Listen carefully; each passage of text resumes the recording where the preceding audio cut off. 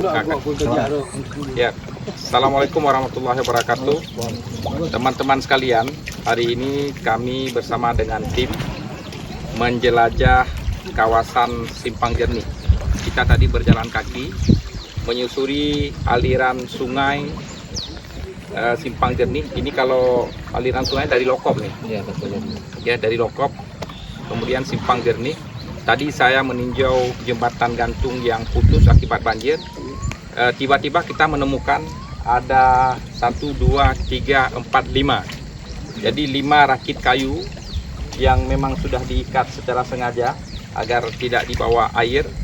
Ini kayu-kayu balok ini menandakan bahwa ada aktivitas penebangan di atas. Kita belum bisa pastikan apakah penebangan ini dilakukan di kawasan Simpang Jernih atau di kawasan Lokop. Ya, yang jelas aktivitas ini ilegal dan tidak dibenarkan. Ini mengakibatkan banjir bandang untuk 2 kecamatan ini. Oleh karenanya nanti kita akan coba bentuk tim terpadu untuk melakukan penyisiran dan menindak siapa saja pelaku yang melakukan perambahan hutan sehingga mengakibatkan banjir bandang yang membuat kerugian total masyarakat Simpang Jernih dan juga masyarakat Lokop serta masyarakat Pantai Bidadari Desa di kawasan Desa Sahraja.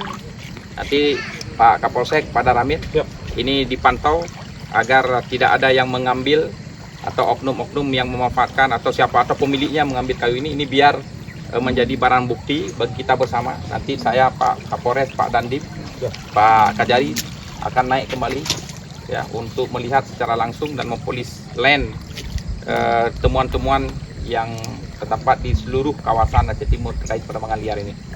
Terima kasih. Assalamualaikum warahmatullahi wabarakatuh. Waalaikumsalam.